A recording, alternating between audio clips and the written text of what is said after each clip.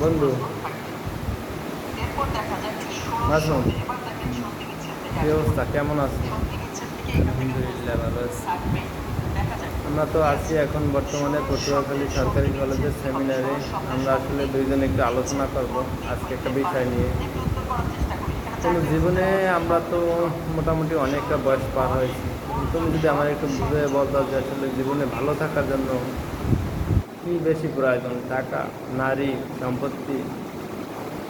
ভালো থাকার জন্য প্রথমত যেটা প্রয়োজন হচ্ছে আল্লাহর রহমত লাগবে।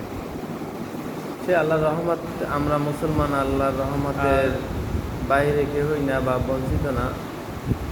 কিন্তু মুসলমান হইলে যে আল্লাহ তোমার উপরে সন্তুষ্ট এমন তো কিছু না। আমরা যে কার্যকলাপগুলো করি আল্লাহ আমাদের উপর অসন্তুষ্ট হওয়ার কারণেই তো এই বিপদগুলো চাপিয়ে দেয়, হতাশাগ্রস্ত দূর করে না। তার মানে আমরা ভুল করছি পিছনে কোনো? আমাদের পাপের জন্য আমরা হয়তো হতাশগ্রস্ত বা দুশ্চিন্তা, দুশ্চিন্তা দূর করতে একমাত্র আল্লাহ রহমান ছাড়া কোনো কিছু দিয়ে সম্ভব না। টাকা পয়সা অর্থ সম্পত্তি তোমার সুখ দিতে পারবে না।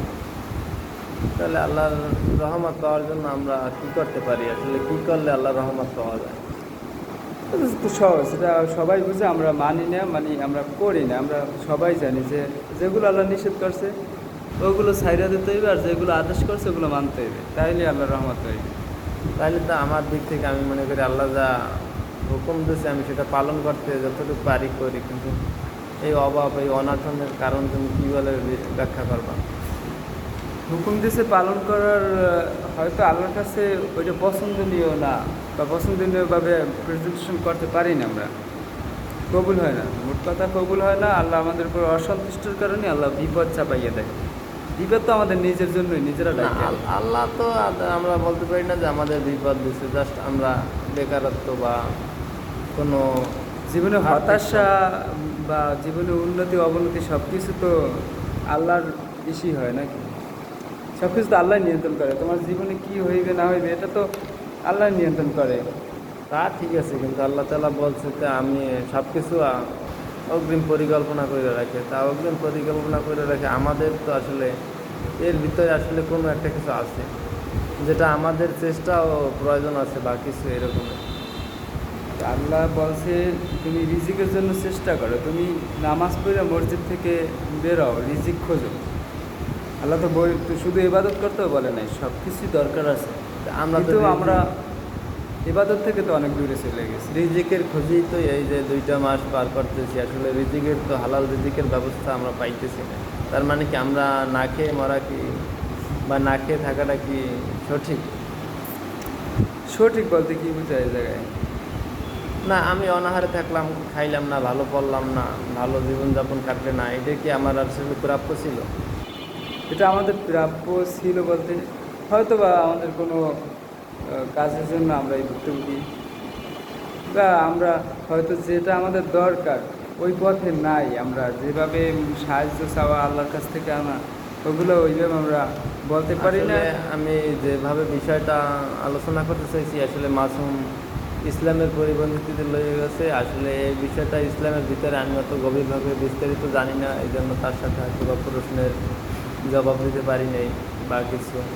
কিন্তু আমি জেনারেল নলেজের মাধ্যমে তার কাছে জানতে চাইছিলাম যে আসলে আমাদের ভালো থাকার জন্য কী প্রয়োজন, কিন্তু সে সেই কথাটা নিয়ে গেছে আসলে ভাগ্য বা আল্লাহ বা রিজিকের মালিক আল্লাহ, এই সব বিষয়ের উপর।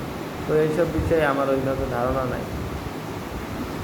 এখন তুমি যদি জেনারেলভাবে একটু বুঝিয়ে বলতে সবাই, যে আসলে আমরা আল্লাহ, ভাগ্য এসবের বাইরে যদি তুমি সাধারণ একটা সামাজিক বিষয় নিয়ে যদি বলতো যে আসলে অভাব কেন বা অভাব কীভাবে আসছে, কীভাবে দূর করা যায়, বা আমাদের এই পরিস্থিতির কারণ কি, ইসলামের বাইরে বলো তুমি। পরিস্থিতির কারণ, বেকার তো মানুষ সবসময় থাকে না। হয়তো তুমি একটা চাকরি করছো, তোমার আমাদের কিছু নিজেদের ভুল ডিসিশনের কারণে আমরা অনেক কিছু নিজেরা ভুক্তভোগী হয়ে যাই। তুমি চাকরি করছো, ভালো স্যালারি আসলে সাইডে দিছো, এখন বেকার, চেষ্টা করতেছো, আবার এক সময় তোমার চাকরি হইবে। সাময়িক সময়ের জন্য তো কষ্ট করা লাগবে, এটা স্বাভাবিক না? এখন সেই সাময়িক সময়ের কষ্ট তো আসলে নেওয়ার মতন না, মানুষের তো নেওয়ার মতন ধৈর্য তো আসলে থাকা লাগবে, একটা কষ্ট সহ্য করার মতো তো ধৈর্য থাকা লাগবে। তোমার যদি এমন একটা কিছু দেওয়া হয় যা তুমি পারতেছো না, তাহলে সেটা তুমি সহ্য করতে পারবা না।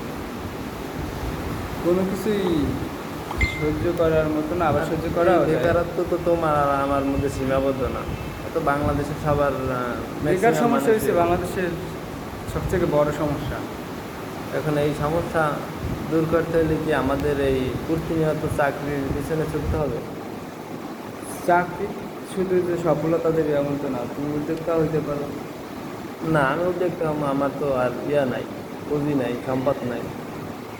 তাহলে তুমি সঠিক লাইন বা সঠিক পন্থা তুমি চাকরির পথে খোঁজো, তুমি পড়াশোনা করো, পাশাপাশি চাকরি খোঁজো, প্রচেষ্টা করো, পরিশ্রম করো। এখন আমি এমন একটা ধরো ফ্যামিলিতে বড় হয়েছি, কখনো রিক্সা চালাই নাই বা ভ্যান চালাই নাই, এখন যাইয়া চাইলে তো রিক্সা চালাইয়া ভ্যান চালাইয়া ইনকাম করতে পারি না। সেটা ঠিক আছে, কিন্তু মানুষ তো পরিস্থিতির কারণে অনেক কিছু করতে বাধ্য থাকে। তার মানে এখন পরিস্থিতির কারণে আমি যে কোনো কাজ বেছে নিতে পারি আর কি। তোমার এখন বিকল্প কোনো পথ নাই, পরিশ্রম করতে হবে।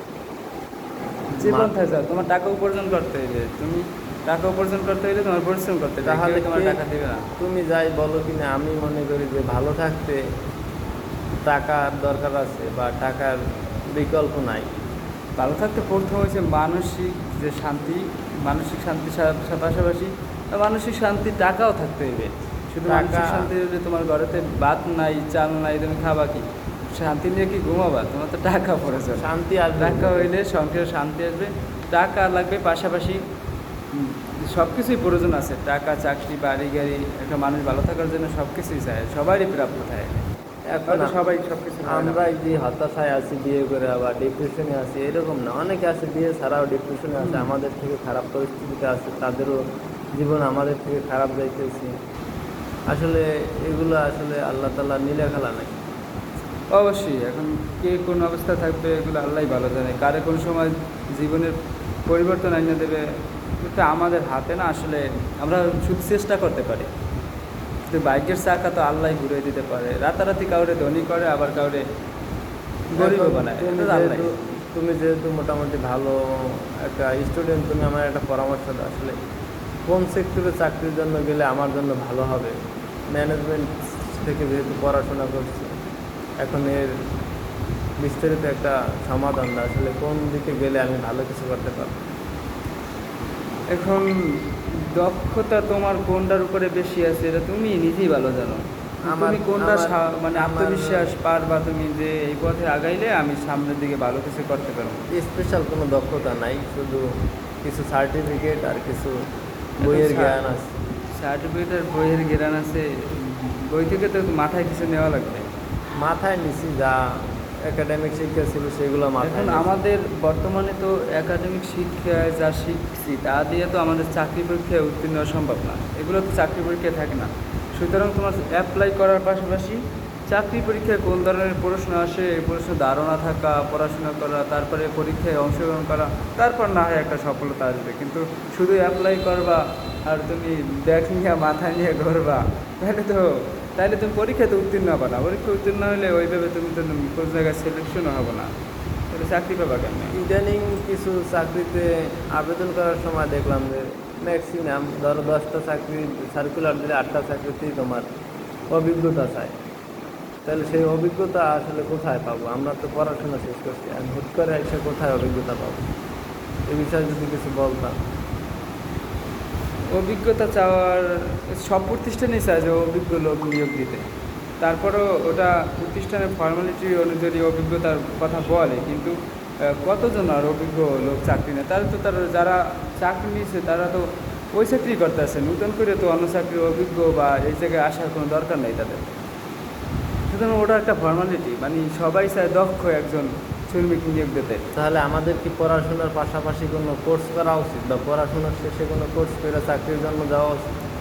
চাকরির জন্য কোর্স বাংলাদেশে আছে হয়তোবা, কিন্তু পড়াশোনার পাশাপাশি তারা তোমার যখন মানে তোমার মেধা যাচাই করার পরে তোমার নির্বাচন করবে, তখন কর্মসংস্থানে তখন তুমি কর্ম তোমার কাজ বুঝেই দেবে, তখন তোমার অবশ্যই শিক্ষাদান কার্যক্রম তো একটা হয়ে দিবে, প্রশিক্ষণ তো অবশ্যই দিবে। তাহলে আমরা কি এখন বর্তমানে যে সার্কুলারগুলো তাদের প্রতিষ্ঠানিক নিয়মকানুন ছোটো পদ থেকে আমাদের উপলব্ধি করতে হবে নাকি? ছোটো পদ মানে? ছোট যেগুলো পদগুলো আছে যেমন ফিল্ড অফিসার বা ফিল্ড সুপারভাইজার, ফিল্ডের যত কাজ এগুলোই তো তোমার দেখা যায় কিছু কিছু প্রতিষ্ঠান অনভিজ্ঞ লোক নেয়। বড় বড় প্রতিষ্ঠান অনভিজ্ঞ লোক নেয় সহকারী এই রকমের পোস্টে, সহকারী ম্যানেজার বা সহকারী হিসাবরক্ষক এইসব পদে। কিন্তু আমি চাইলেই তো আমার সর্বোচ্চ শিক্ষা গ্রহণ করো একজন হায়ার লেভেলের ব্রাঞ্চ ম্যানেজার হইতে পারতেছি না, হিসাবরক্ষক হইতে পারতেছি না। বর্তমান প্রেক্ষাপট সময় হয়েছে দুর্নীতি তো অনেক, সব জায়গায় সব সেকশনেই দুর্নীতি। এ জায়গায় লিগ্যালি কয়টা চাকরি আছে বাংলাদেশে যে লিগ্যাল পন্থায় হয়, সব জায়গায় দুর্নীতি। সুতরাং সেখানে তোমার যদি কোনো ওই রকম মামু খালু জোর থাকে তাহলে তুমি সরাসরি ব্রাঞ্চ ম্যানেজার কেন, প্রতিষ্ঠানের মালিক হওয়া সম্ভব। তাহলে সর্বোপরি কথা হইল আমরা বাংলাদেশের যে নিয়ম কানুন বা চাকরির খাতের সিস্টেম সে অনুযায়ী আমাদের চলতে হবে, তারপরে একটা স্থান হবে, সেই স্থান অনুযায়ী আমাদের সামনের দিকে আগাতে হবে। এই বলে আমাদের ক্ষুদ্র আলোচনা শেষ করলাম। আল্লাহ হাফিজ।